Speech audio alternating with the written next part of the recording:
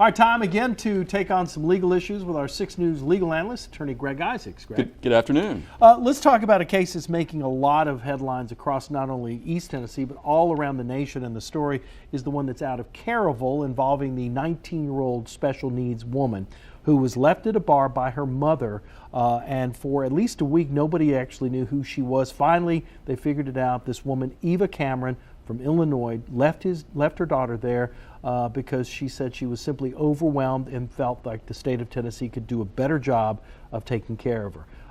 Caryville authorities said, well, that's the end of that. They can't charge her. She hasn't committed a crime. And my question is, how can that not be a crime?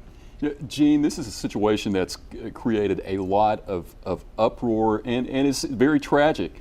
The Caryville prosecutors are my friends, but respectfully, this lady needs to be prosecuted, and under Tennessee law, you can. We have a statute called the Adult Protective Act, and if you neglect or you exploit somebody that has a mental disability, somebody that's in need of protective services, violating the statute is a Class E felony, 1 to 2 years in the penitentiary. Reckless endangerment, again, to take somebody out of an environment of care and put them in a tavern and hightail it back to Chicago, clearly would put them in a situation that would justify reckless endangerment. So if you're a prosecutor, 2 things. One, you clearly can prosecute this woman from Illinois, and second, you should. Yeah.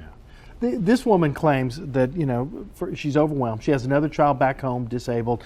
She doesn't have the resources. Secondly, she said, and this was in an article that I read, I guess, out of one of the newspapers up in Illinois where she's from, that Tennessee has the #1 healthcare system in the nation, and #2, there are a whole bunch of Baptists here. So if you look at it in that context, you could argue that perhaps she was trying to do best by her daughter, get her to somewhere where they could take care of her adequately. Yeah, but Gene, call the Department of Children's Services, call DHS. You simply don't bring someone across state lines and abandon them. And ironically, the prosecutors are saying she can't be charged. If she would have brought a dog and placed the dog in the tavern without shelter, food, and water, it would be a crime under Tennessee law. This lady, maybe next week, will bring the other child down. So if I owned the tavern, I'd be on the lookout. Ringing endorsement for Governor Haslam and our child care healthcare system. Right. But it's sad, it's tragic, but there needs to be a message of general deterrence to the public that if you put somebody that has a mental disease or defect in that type of extreme neglect, we in Tennessee are going to prosecute you. What about her argument that she's not the child's guardian, that the woman is 19, she no longer has legal responsibility?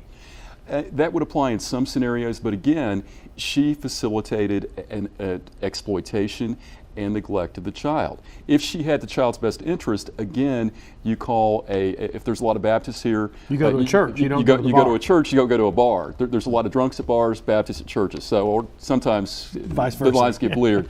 But it's sad, and if her thought process is that deficient, that needs to be addressed too. But clearly, the statute requires a knowing act of neglect or exploitation.